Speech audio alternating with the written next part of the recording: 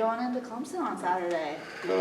Just like every other week. The main focus every week is always us. Never who the team is, no matter who the team is or what division it is or whatever. So as a team, I feel good, we feel good, and we just be going here and get this dub and come back home.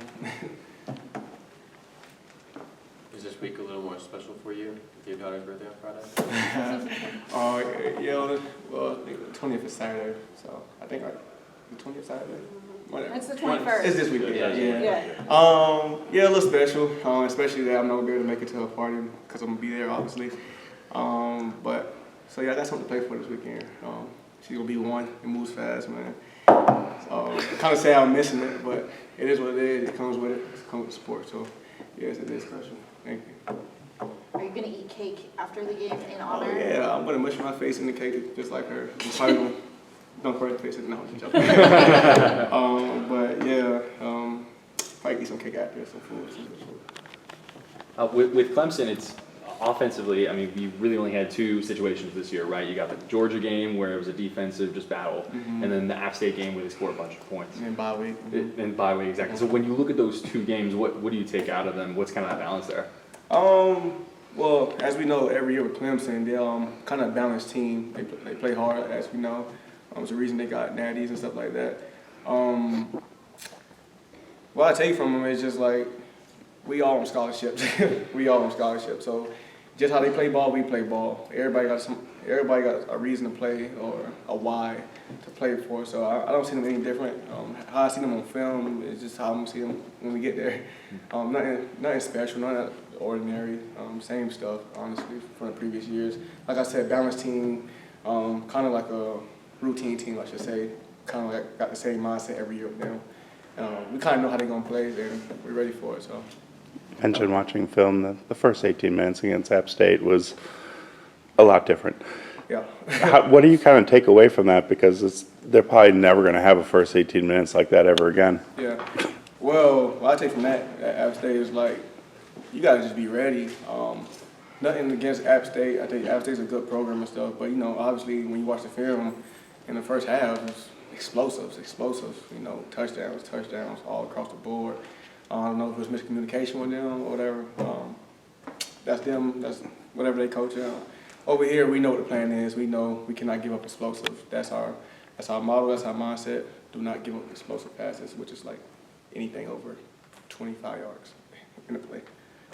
How, maybe a dumb kind of question here, but what's the key to not giving up explosives? Is it just communication? Is that the main thing? Yeah, communication, do your job. The only way you can give up explosive is if you miss a big tackle or you just have a blown coverage or something. It's the only way you can do it. How would you evaluate kind of your first 3 weeks, the linebacker room, kind of being back on that spot that you're in now? Me or the group in general? Just both. Well, for me, I feel like it's more to be done for me. Like I said, we only going to 4th game, right? Yep. For me, it's like it's still new, so I'm still getting the balance of it, but it's getting better weekly and weekly. That's all I can do myself. As a group, I feel like we're playing well. We clean up some little things like a couple tackles, getting missed and stuff like that. Other than that, we're fine. I think we're doing well. I think Sean's doing good, especially coming from safety, and I think Caden is doing good controlling the defense as a linebacker. You mentioned explosive plays. Last year, it seemed like it would be an issue. Sometimes an explosive play would lead to another explosive play. That hasn't really happened this year. How do you think you guys have responded to the adversity of giving up an explosive play? Well, it's been like a couple moments, probably like 2 moments since the season done started, where one explosive have turned into a long drive and touchdown or field goal, whatever.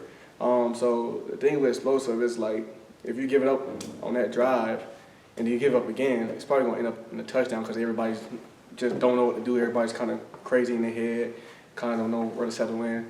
So that's why you got to win first and second down and not give explosives up, because if you stop them on first and second, third down, it's going to stop you off the field. You know what I'm saying? And teams like Clemson, like I said, you stop them on first and second down, it kills the drive.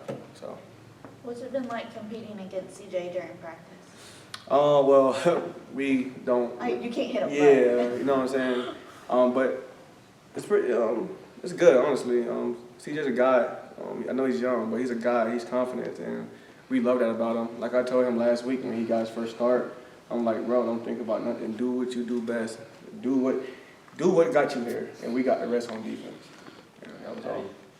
Any last questions? Or- Talking about the importance of communication, not giving explosive plays. Obviously, this year's matchup is in Death Valley. How are y'all preparing for keeping communication well in that environment?